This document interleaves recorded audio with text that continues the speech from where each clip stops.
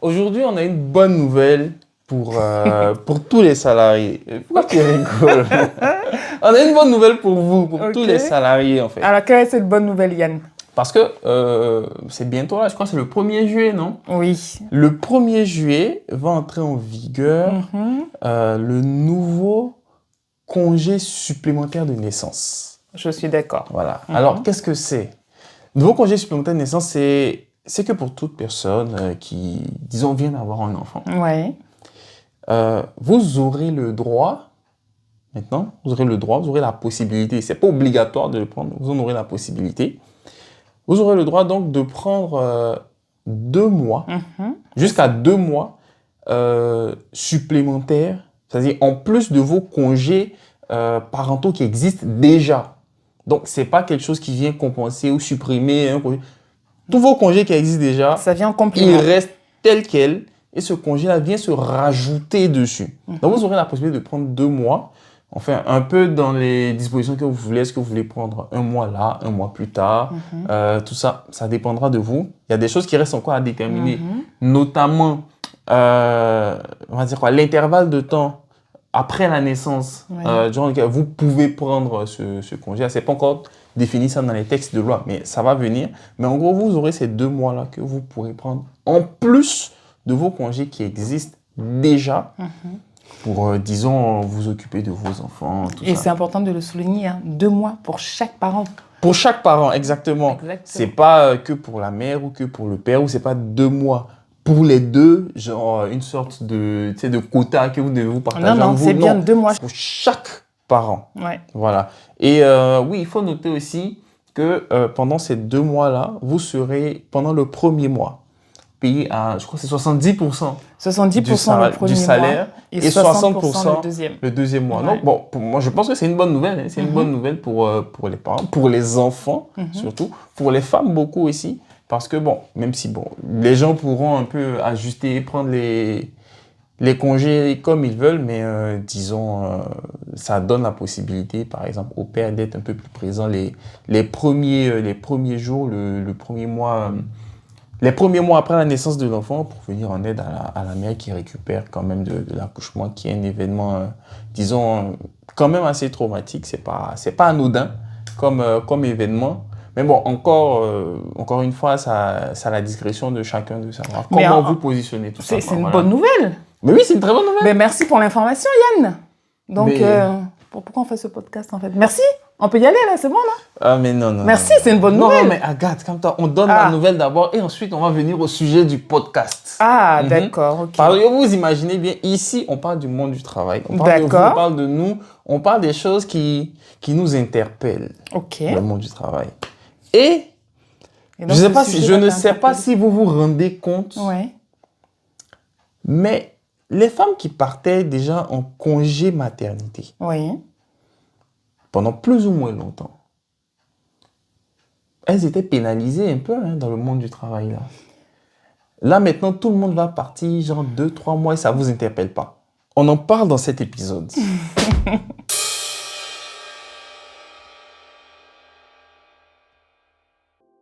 Ben, écoute Yann, moi je trouve que c'est une bonne nouvelle.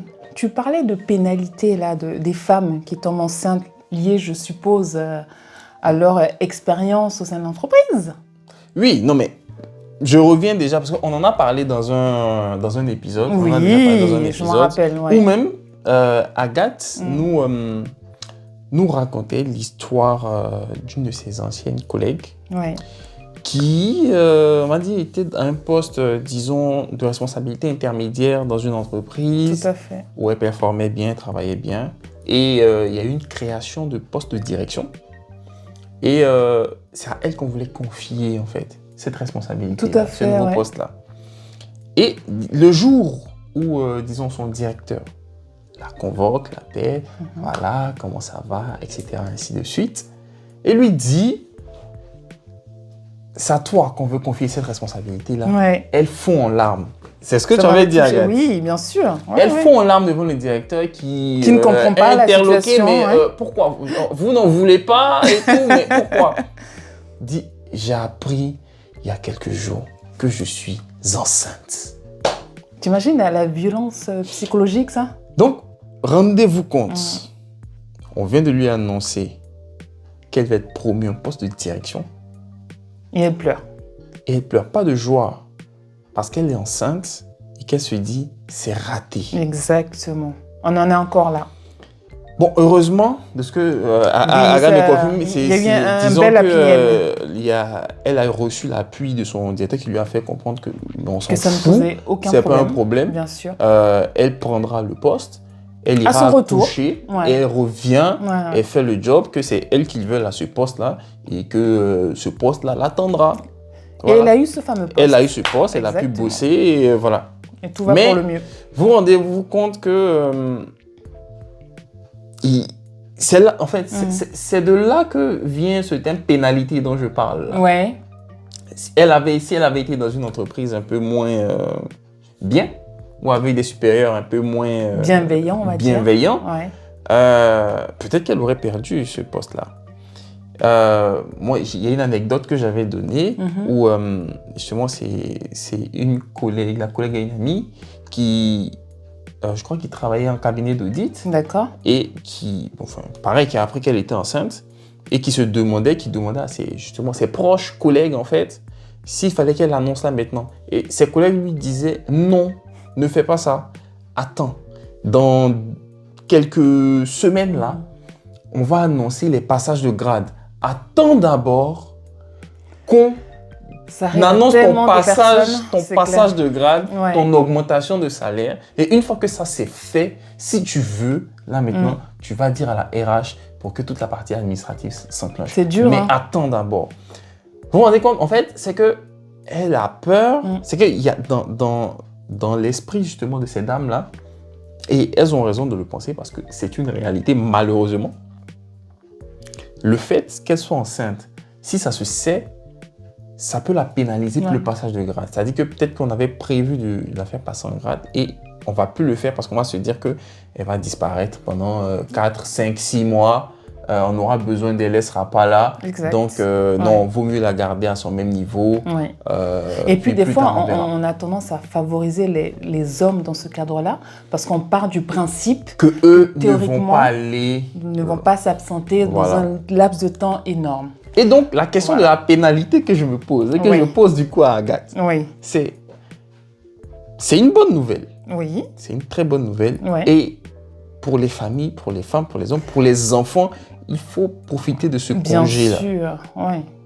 Maintenant, dans le monde du travail, dis-moi. Est-ce que ça ne va pas surtout plutôt rajouter de la pénalité pour les femmes déjà? Parce que ça fait 2 mois en plus où elles peuvent partir. Voilà, donc ça fait 2 mois en plus où elles ne sont pas là, où l'entreprise peut juger qu'elles ne sont pas positives, qu'elles sont un coût. Tu vois? Le retour, il va être encore plus difficile. Tu vois? Est-ce que ça ne va pas juste rajouter de la pénalité pour les femmes et aussi créer de la pénalité pour les hommes qui, déjà là, pouvaient partir, disons, grosso modo, 28 jours. Oui, à peu près. Ça pouvait monter jusqu'à 32 si s'il y a des triplés, enfants, des jumeaux, des choses comme ça. Ouais. Donc, grosso modo, 1 mois, disons. Et là, maintenant, ils vont pouvoir partir 2 mois en plus, donc 3 mois. S'ils rajoutent leur congé payé derrière, les RTT qu'ils ont pu économiser derrière, genre, ils peuvent partir 4 mois. Mais est-ce que c'est pas plutôt un levier de réajustement entre les femmes et les hommes? Parce qu'en soi, ça va permettre à l'homme de partir peut-être un peu plus longtemps. Et donc, la barrière, l'équilibre va se faire plutôt entre, limite, les compétences. Parce que autant l'homme que la femme peut partir pendant un moment. Donc, en soi, c'est peut-être un réajustement. C'est une possibilité. Hein. Peut-être qu'on peut tout à fait se dire que les entreprises peu scrupuleuses, parce que toutes ne sont pas comme ça, ou en tout cas les entreprises qui ont une culture d'entreprise un peu douteuse. Voilà. Une culture réelle et pas ce qui est dit sur les sites. Là, parce que entre ça et ce qui est appliqué, il y a un monde. Tu commences à faire ton rabat-joie là. Il y a un monde, mais voilà. On peut se dire que celles-là peuvent finir par se dire que, bon, là maintenant, en fin de compte, hommes, femmes, c'est pareil. S'il y a un enfant, ils vont partir au moins 3 mois. C'est ça. Voilà. Exactement. On peut se dire ça. On peut se dire ça. Et donc, on peut se dire aussi que, en fait, le filtre, il va changer. C'est que maintenant, ça ne sera plus un filtre genre homme-femme, un qui part pas. on va commencer à juger la loyauté, l'implication de tout le monde sur le fait de prendre ou pas ces 2 mois-là. C'est-à-dire quoi, on prend pour le monsieur qui a sa femme qui vient, qui vient de, justement d'accoucher, qui vient de donner naissance à un enfant. Oui. Lui, la question qu'on se pose, c'est est-ce qu'il va prendre les 2 mois là maintenant ou plus tard? Est-ce qu'il va prendre tous les 2 mois? Est-ce qu'il va quand même laisser un peu? Parce qu'on a besoin de lui dans l'entreprise. Et s'il ne le fait pas, à l'autre qui n'a pas pris les 2 mois là, c'est vicieux. L'autre qui n'a pas pris les 2 mois là, lui, il est vraiment impliqué. Il sait que vraiment l'entreprise a besoin de lui. Il sait qu'on a besoin de lui pour faire des choses. Par rapport à l'homme ou par rapport à la femme là? Non, là déjà l'homme. Par rapport à l'homme. Là déjà l'homme. En fait, je me dis, si on se met dans la perspective de la pénalité qui se rajoute, en fait, pour la femme, c'est sûr que ça rajoute de la pénalité parce que j'en ai pas parti encore plus longtemps. Oui, c'est vrai. Tu vois? C'est vrai. Là, le truc, c'est oui et non, parce que des fois, ces personnes-là, surtout quand c'est pour le premier enfant, vu que tu n'as que 3 mois en fait, avant le retour en poste, généralement, tu prolonges un peu avec un arrêt maladie de 1 mois, voire 2 mois. Mais 2 mois en plus. Donc, peut-être que pour pallier à comment dire ça, ce problème-là ou cette problématique-là, ils se sont dit qu'en mettant 2 mois supplémentaires, en fait, ça évite cette période-là peut-être que ça va éviter l'arrêt maladie. Ça va peut-être éviter l'arrêt maladie. Mais bon, rien ne dit qu'on ne rajoute pas l'arrêt maladie là. Après, et surtout, il y a encore les congés payés, les RTT qui n'auront pas été utilisés. Je n'ai pas précisé, mais tu continues de remplir ton quota de congés payés que tu vas acquérir chaque mois pendant ces trucs-là. Donc, tu peux toujours les poser aussi à la fin. Mais en gros, comme je dis, là, je me mets vraiment dans le contexte de la pénalité qui peut éventuellement être rajoutée. Donc, pour les femmes, je me dis, malheureusement, si on parle de pénalité qui se rajoute, elles sont déjà pénalisées. Est-ce que ça va rajouter? Je ne pense pas nécessairement, mais voilà. Mais le truc, c'est que pour les hommes, on va commencer à les juger aussi. Après, tu me diras, peut-être que c'est un rééquilibrage aussi. Maintenant, vu que vous aussi, vous êtes jugés, peut-être que vous allez mieux comprendre ce qu'on vit. Vous allez vivre la vie. Tu vois, maintenant, les hommes vont aussi vivre la vie. Parce que quand tu pars 3 mois, que tu reviens, et qu'il y a quelqu'un qui est assis à ton poste, et que implicitement te fait comprendre que le poste que tu avais là, tu peux plus l'avoir. Est-ce que c'est pas l'occasion aussi de changer les mœurs aussi, de changer un peu son mindset en se disant que les hommes aussi ont le droit de profiter de ce congé-là? Tu vois ce que je veux dire? Ils ont le droit. Et d'enlever une certaine pression aussi que les hommes ont par rapport à l'entreprise.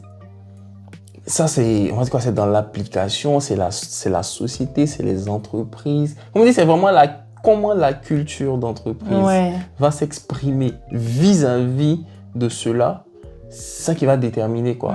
Typiquement, si ce congé de 2 mois là, disons, il est beaucoup mieux perçu, par exemple, pour les hommes que le congé maternité qui est objectivement nécessaire pour les femmes, moi, il y a un problème. Il y a un problème. C'est-à-dire que quand c'est un homme qui prend tous les 2 mois, en gros, il prend le maximum possible de congés qu'il puisse prendre. Donc, disons 3 mois. Il part, il revient, son poste est là, il attend, il vient, il reprend la main tranquillement. Alors que pour les femmes, des fois, il peut y avoir des complications. Quoi que ça ne veut rien dire. J'ai entendu plein d'histoires à ce propos. Non, mais ce que je dis, c'est que si tu imagines que ça fonctionne comme ça, ça veut dire qu'il y a concrètement...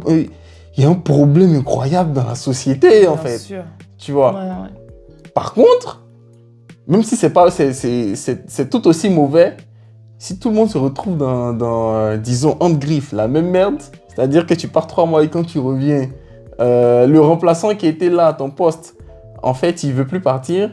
Et quelque part, on te fait comprendre que Charles, tu es parti 3 mois là. On va te proposer un autre poste. Là, c'est un peu vite. Tu te retrouves dans la position et je me dis, les hommes vont mieux comprendre en fait ce que vivaient les femmes. Ça va devenir une lutte commune. Après, le désir de loyauté, c'est vicieux quand même. C'est-à-dire que si toi, en tant qu'homme, tu prends tes 2 mois de supplémentaires, ça veut dire que quoi, tu es pas loyal envers l'entreprise. C'est pas loyal, on a besoin de toi, tu pars 2 mois. Il y a un projet important là. Est-ce que tu peux décaler tes 2 mois? C'est violent. Hein. Typiquement, moi je vais dans les extrêmes. imagine, ok, ta femme vient d'accoucher, ça a été plus ou moins difficile, voilà, et elle souhaite que tes 2 mois, tu les prennes, genre, là, quoi. C'est-à-dire qu'il y a les 28 jours là et tout, tu vas les prendre. Mais elle souhaite que tu prennes tout seul là. Non, tu es en droit. Non, laisse-moi aller jusqu'au bout du scénario. Vas-y. Moi, tout le monde a le droit et moi, j'encourage tu vois, les gens à le prendre. Mais laisse-moi aller au bout du scénario. Donc, tu prends les 28 jours et enfin, ce qui existe déjà, là, tu prends le maximum de ça. Tu vois. Au bout de ça, c'est difficile, elle est fatiguée, elle désire que tu restes pour l'aider encore à... Voilà. Et ce que tu prennes les 2 mois. Et au boulot, là, il y a ton manager qui dit que ah oui, en fait, il y a tel projet qui est là, on a vraiment besoin de toi. Franchement, on a besoin de toi. On souhaite que tu décales les 2 mois là d'1 mois, quoi. C'est-à-dire que reviens 1 mois ou reviens 3 mois. On travaille sur ce projet-là et après, tu prends tes 2 mois. Ta femme te dit non, prends les 2 mois maintenant, j'ai besoin de toi là maintenant. Qu'est-ce que tu priorises? Non, pour moi, on priorise la famille. Ah ben voilà, donc tu as répondu à ta question. Non, mais ça c'est moi. Ça c'est moi. Mais tout le monde ne va pas forcément penser directement comme ça. Tu vois, il y a certains qui vont se soucier de genre la carrière. Si j'accepte pas que je prends mes 2 mois là, comment je vais être catégorisé? Est-ce que justement à mon retour, les projets à fort potentiel, les choses où il y a beaucoup de responsabilités, est-ce qu'on va encore me les confier? Alors, si tu es plutôt carriériste, moi, je te conseillerais plutôt de gérer au niveau personnel. C'est-à-dire qu'il faudra peut-être essayer avec le membre de la famille de gérer cette situation de crise-là. Heureusement, c'est Agathe qui le dit, c'est pas moi. C'est Agathe qui dit que tu négocies avec ta femme qui te demande de rester. Bon. Bon, on va dire quoi.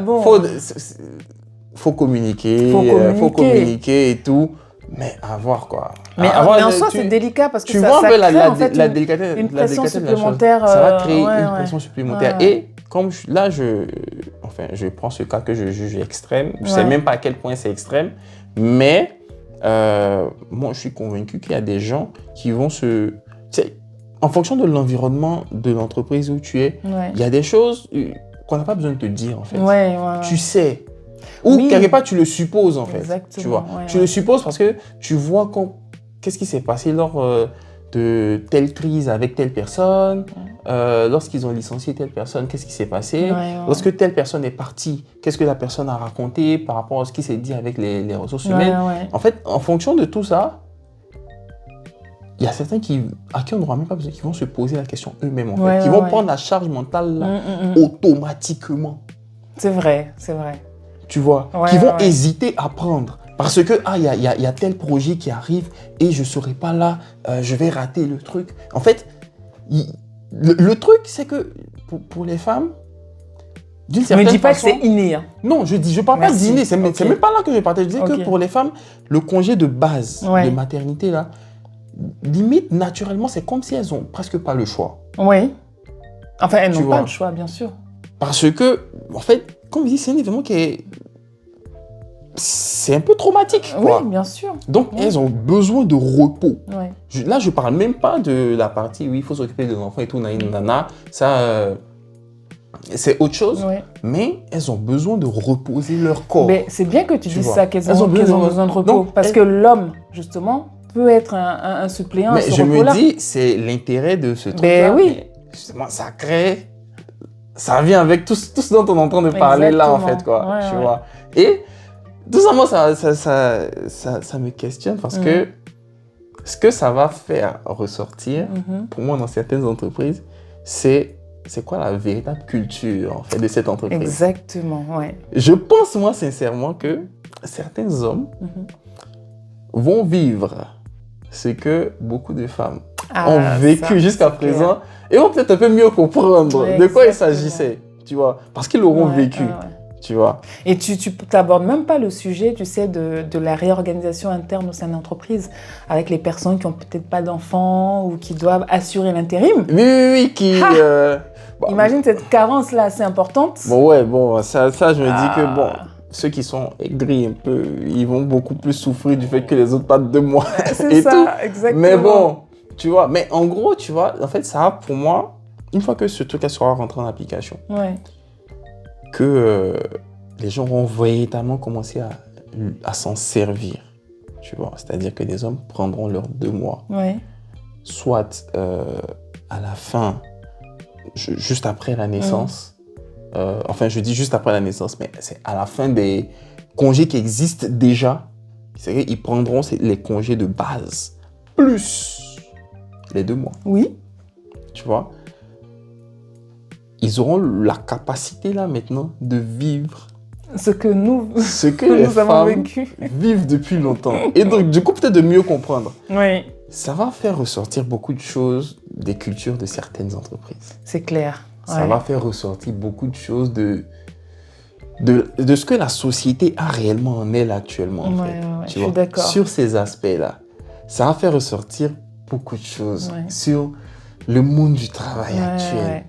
Tu vois. Et moi, c'est vraiment cet aspect-là qui est intéressant. Et bon, là, on a critiqué un peu la chose. Je pense que vous avez compris l'esprit. Avant de conclure, parce que je pense que je parle beaucoup.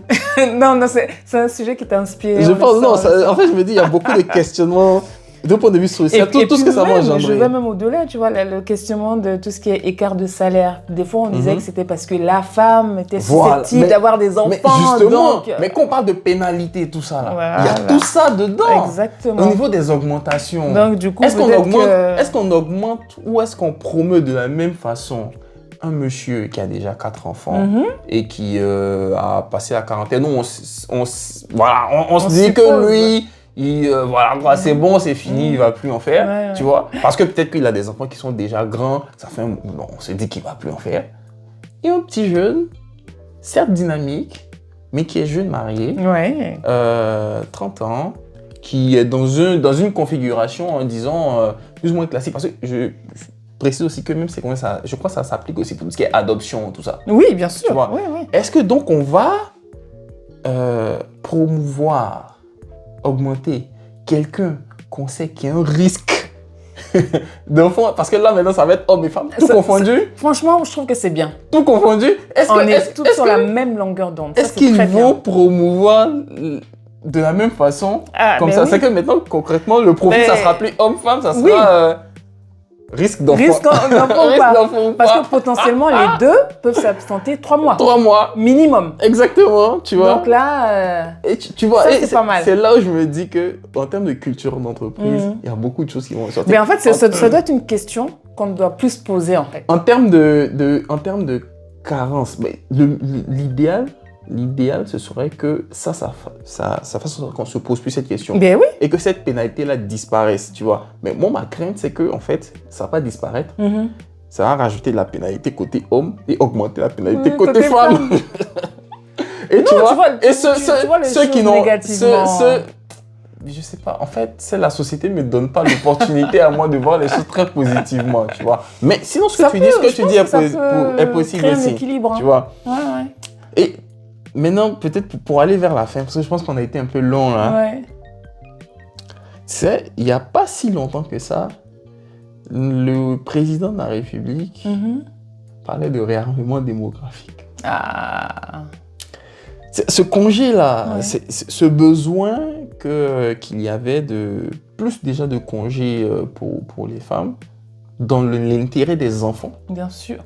Surtout, et aussi c'est vrai. Plus de congés pour les hommes dans l'intérêt de la famille, de la femme, donc de la femme et de l'enfant aussi, et même de lui aussi, c'est passer plus de temps avec l'enfant. Bien sûr. Apporter plus de soutien en fait à la femme dans les premiers mois et tout de qui sont les plus difficiles, de l'enfant qui sont les plus difficiles. Tu vois.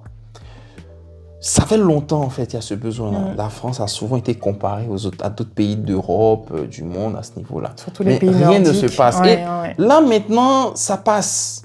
On fait des efforts.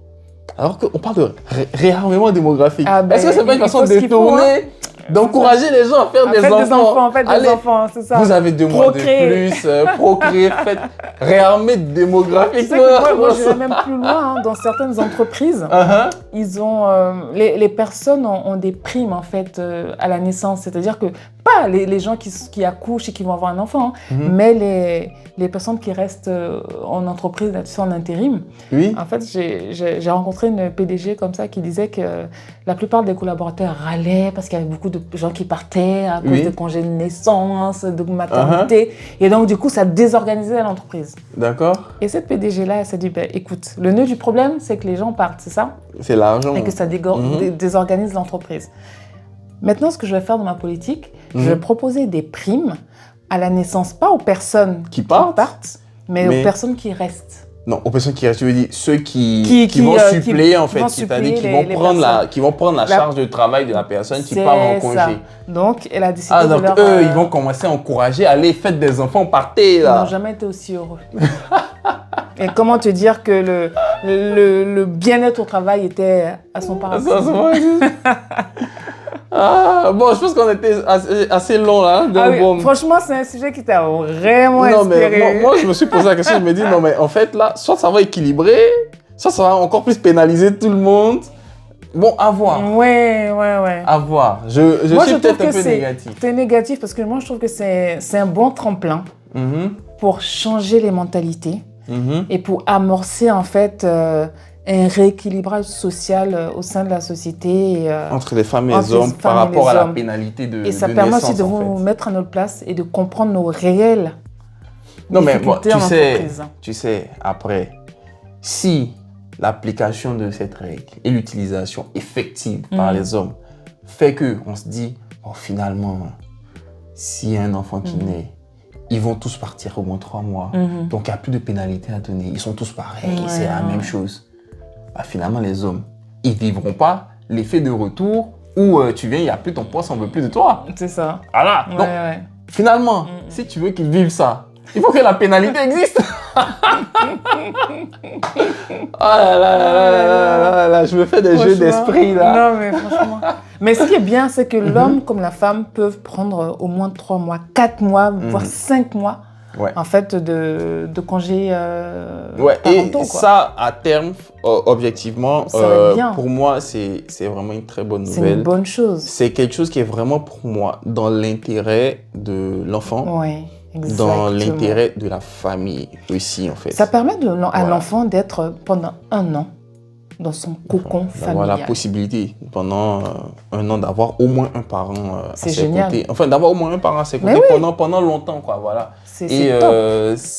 Franchement, après, bon, là, on a pris des cas un peu... J'ai pris des cas un peu extrêmes, des cas un peu limites, mais je crois, comme la loi dit, en fonction du délai d'exécution qui aura été défini, mais vous n'êtes pas obligé de prendre directement après. Vous serez peut-être pas obligé de prendre directement après la naissance, surtout qu'il y a déjà les congés classiques qui sont là. Oui, mais c'est très peu, je trouve, pour les hommes. Oui, non, mais ce que je suis en train de dire, c'est que si, par exemple, pour une famille en particulier, l'objectif, c'est d'avoir un parent, au moins un parent, oui, ils sont pas obligés de prendre en simultané, voilà, avec l'enfant pendant longtemps.